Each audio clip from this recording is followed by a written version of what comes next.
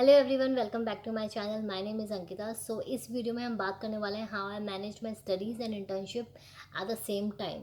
सो ये वीडियो आप लोगों के लिए बहुत यूज़फुल होने वाली है बिकॉज मैंने जो अपने इंटर्नशिप और स्टडीज़ को मैच करने के लिए या फिर एक बैलेंस करने में कुछ गलतियाँ स्टार्टिंग में करी थी, वो आप ना करो। तो इसमें मैं आपको हर चीज़ बताऊँगी कि जो आपको चीज़ करनी चाहिए, जो मैंने करी, जो मेरे लिए फ्रूटफुल निकली, बट वो चीज़ जो मेरे लिए नेगेटिव निकली वो आप ना करो। बट आगे बढ़ने से पहले please do like share subscribe. ठीक है, सब स्टार्ट करते हैं।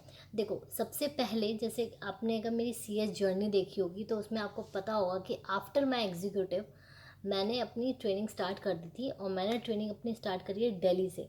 साथ में मेरा क्या था पेंडिंग, प्रोफेशनल ग्रुप पूरा पेंडिंग था, ऑल 3 ग्रुप्स।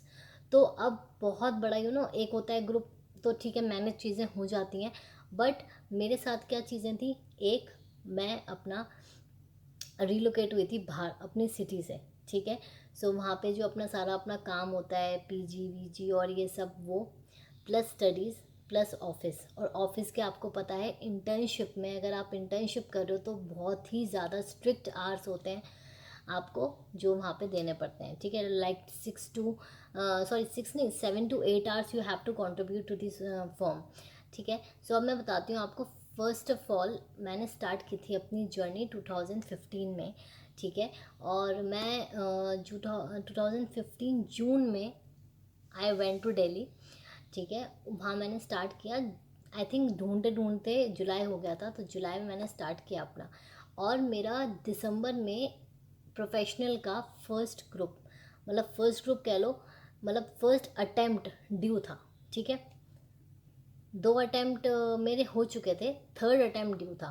ठीक है, तो उसमें भी मैंने ये सोचा था कि इंटर्नशिप के साथ एक एक करके ग्रुप्स देते हैं। ठीक है, और क्योंकि प्रिपरेशन के लिए टाइम नहीं होता। अच्छा, कोचिंग कोचिंग मैं ऑलरेडी ले चुकी थी क्योंकि मेरे 2 अटेम्प्ट हो चुके थे, तो मुझे कोचिंग की ज़रूरत नहीं थी, अब रिवीजन की ज़रूरत थी। ठीक है, बहुत लोग क्या करते हैं, कोचिंग भी लेते हैं आफ्टर योर इंटर्नशिप। जैसे कि आपका इंटर्नशिप का जो डे है वो कंप्लीट हो गया, उसके बाद आपने कोचिंग के लिए गए हो, तो वो सब भी करते हैं। बट वो मैंने नहीं किया था बिकॉज मैंने कोचिंग पहले ले चुकी थी। अब मैं आपको बताती हूँ कैसे।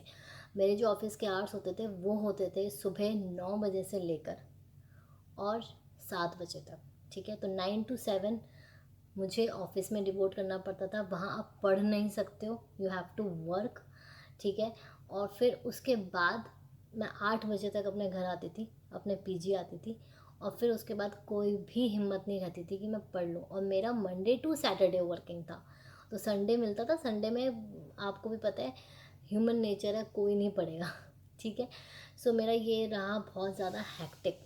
तो मैंने स्टार्ट क्या किया, स्टडीज़ मैंने कैसे स्टार्ट करी। मैंने पहले तो सबसे पहले ये डिसाइड किया कि I have to give only 1 group with my training. ठीक है, तो जिस तरीके से वो मैंने चूज़ किया ग्रुप कि मुझे कौन सा देना है, क्योंकि मेरे तो तीनों रह गए थे, तो मुझे जो देना था वो वाला ग्रुप जिसमें कि मतलब मुझे प्रिपरेशन, क्योंकि स्टार्टिंग थी वहाँ भी बहुत हैक्टिक था, मैनेज करने में थोड़ा टाइम लगता है, एक रूटीन आने में टाइम लगता है, तो मैंने वो वाला सब्जेक्ट ग्रुप चूज़ किया जिसमें मैंने ज़्यादा मेहनत ना लगे। ठीक है, सो मैंने चूज़ किया अपना थर्ड ग्रुप, जो कि था मेरा tax, drafting and open book. ठीक है, मैंने ये वाला चूज़ किया कि मुझे इस तरीके से इसको प्रिपेयर करना है क्योंकि सिर्फ 2 सब्जेक्ट्स हैं और वो मैं इस तरीके से ऑल्टरनेटिव कर सकती हूँ। तो मैंने फिर क्या स्टार्ट किया कि मेरी जितनी भी बुक्स थी, जितने भी नोट्स थे, मैं कोशिश करती थी कि मैं उस नोटबुक को अपने साथ ऑफिस में कैरी कर लूँ। ठीक है, और मैंने एक टारगेट बनाया, एक प्लान बनाया है कि मुझे इतने दिनों में, like for 30 days, next 30 days मुझे इस तरीके से ये वाला टॉपिक, ये वाला टॉपिक, ये वाला टॉपिक कंप्लीट करना है। तो एक पतली सी नोटबुक या बुक, आप वो ऑफिस तो ऑब्वियसली कैरी कर सकते हो। ठीक है, टाइम मिलता है बहुत अच्छी बात है, टाइम नहीं मिलता है तो कुछ नहीं कर सकते, बिकॉज वहाँ भी आप एक तरीके से काम सीख ही रहे हो।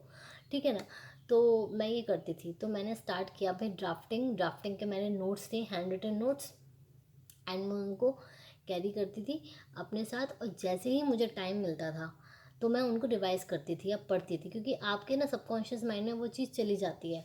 अगर आप 5 to 10 मिनट्स भी दे रहे हो एक पर्टिकुलर टॉपिक को, तो वो आपका टॉपिक तरीके से एक बार तो रिवाइज़ हो गया ना। तो मैं वही करती थी। तो सबसे पहले आपको भी क्या करना है, आपको सबसे पहले ये डिसाइड करना है कि आपको इंटर्नशिप के साथ कौन सा ग्रुप लेना है।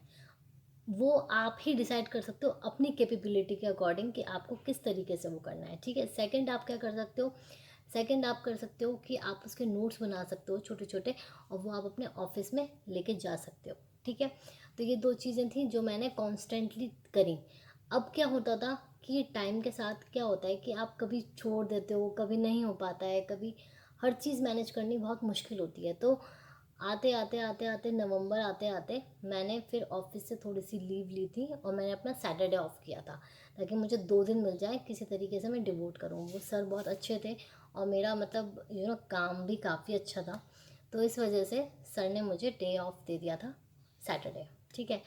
क्योंकि आप वर्किंग आवर्स से पहले तो नहीं आ सकते हो कि आप रोज़ 5 बजे भग के आ जाओ।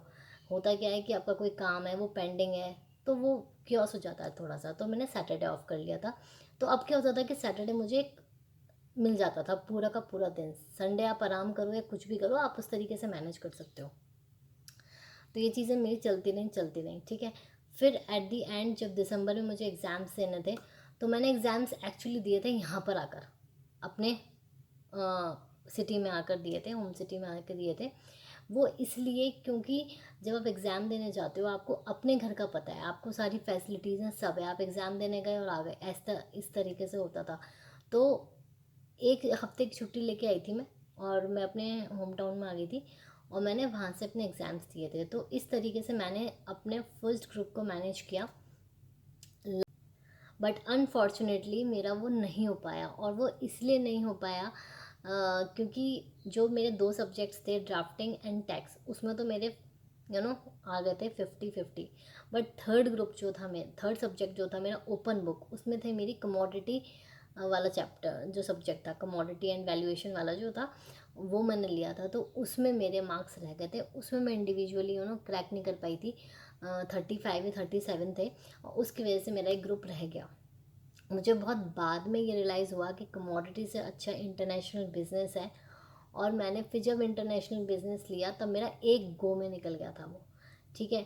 सो इस तरीके से आप भी कर सकते हो, और इसी तरीके से मैंने किया था। मैंने कोई ऐसा स्ट्रिक्ट आवर्स नहीं रखे थे कि मुझे 4 to 5 आवर्स देने हैं, इतने देने हैं, उतने देने हैं, बिकॉज एक माइंड की कैपेसिटी होती है। आप सुबह से उठ के अपने काम भी कर रहे हो, प्लस फॉर्म का भी कर रहे हो, ऑफिस का मतलब ऑफिस का भी कर रहे हो, ऑफिस स्टडीज़ भी कर रहे हो, तो एक वो रहती है। बट आप छोटे छोटे पार्ट्स में उसको डिवाइड कर दो अपने टारगेट को, और उसको डेली बेसिस पे अचीव करो। ये ज़्यादा इफ़ेक्टिव भी होता है और ज़्यादा पीसफुल भी रहता है आपके माइंड के लिए। एक साथ स्ट्रेस लेना सही नहीं है।